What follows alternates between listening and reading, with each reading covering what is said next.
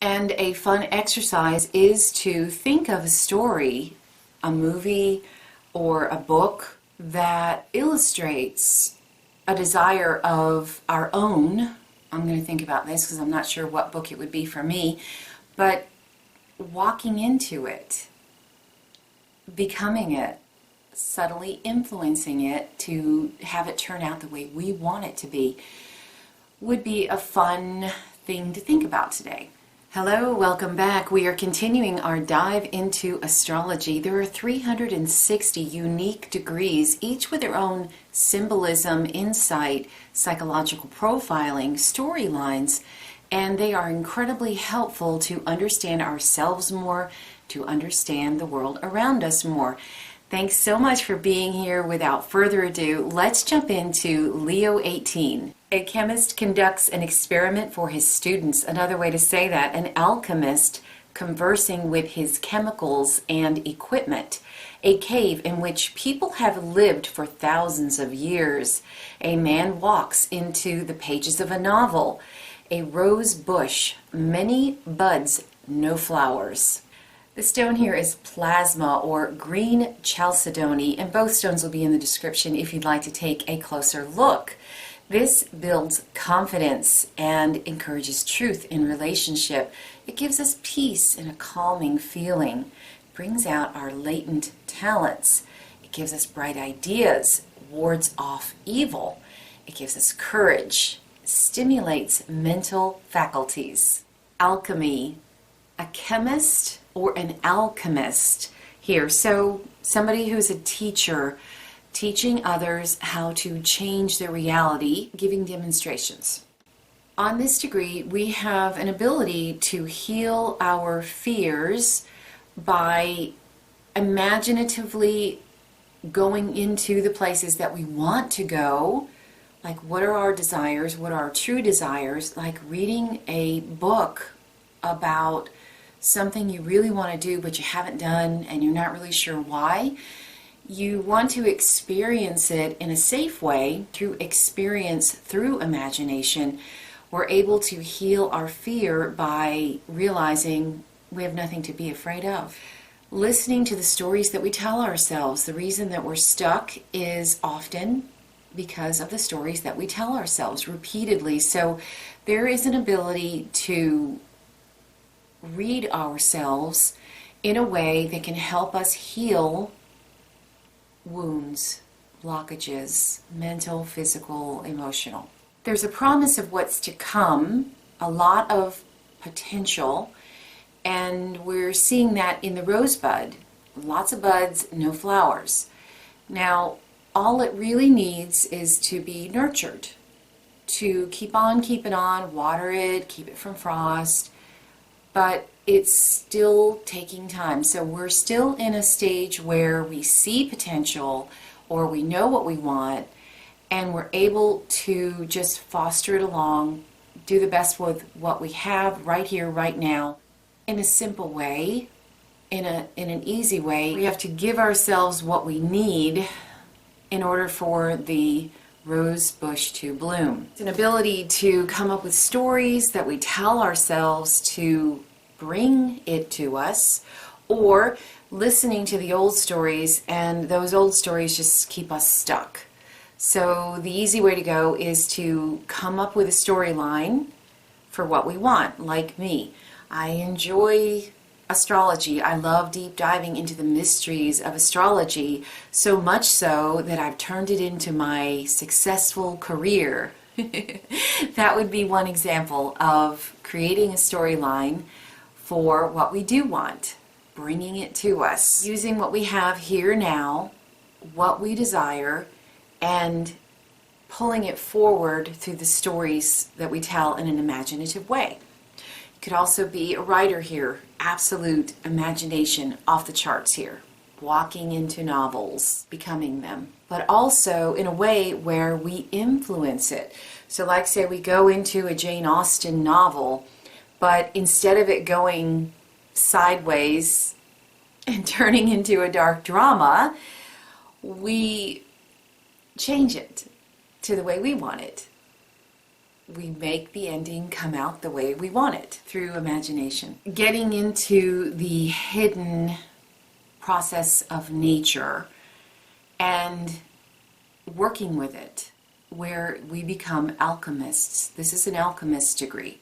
We approach nature in a way where we become the alchemist. And one of the keys here is to meet the needs of the moment the best that we can, with a positive outlook. So this is a teacher's degree, a writer's degree, also a therapist, which we'll see clearly in Aquarius. Nurturing right now with an awareness that the things we do and the things we say to ourselves and the stories we tell to others, where we keep regurgitating certain themes, can be helpful or hurtful.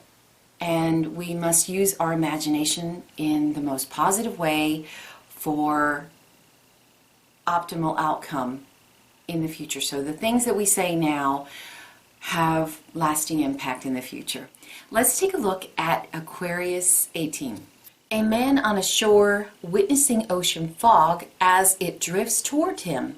A man being unmasked at a masquerade. An American Indian woman in a canoe. She is gathering rice. Removing a mask reveals a faceless man.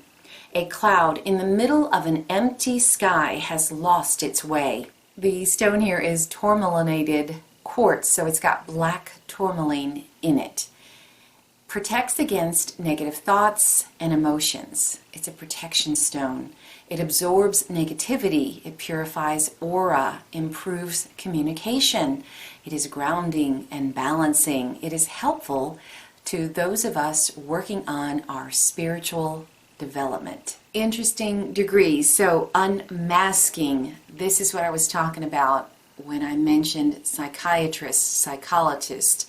So this is people getting into other people's secrets, and we can unearth our own here.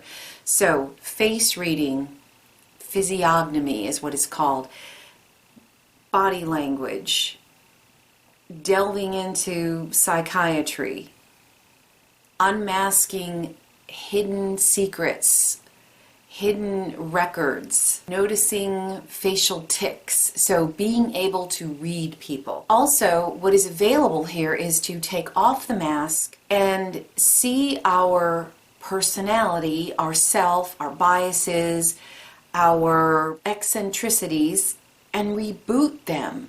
Like, see yourself taking a mask off and hitting a reboot button, like on a computer, to clear it away. And in doing so, we are fresh and new, and reboot, seeing each day anew, is available on this degree. So letting go of biases, assumptions, all agenda. Just be here now. Do the best with what we have now. Reboot, like a refresh on a computer. Here, we know that we're the ones that get in our own way. We block our own progress. Therefore, we're the ones who can easily reboot ourselves. And the best way to keep secrets from others is to be open, be honest. Don't have secrets, or you come out with them. Get ahead of it.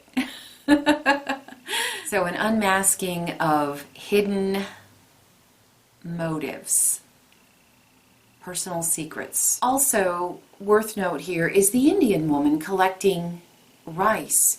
She's doing so in a very gentle way. She's in her canoe, she's just gliding over the water, and she's collecting what is there to use for her own personal use. And she's doing it in a very easy way. She's not hurting the environment. She's not overtaxing her body. She's easily taking what comes to her, and she's using it to the best of her ability. Finding what we need when we need it, using what we need, giving to others when they need it, and it's an easy give and take on this degree. So a simple way of surviving by using what we have to the best of our ability, doing the best we can with what we have right now.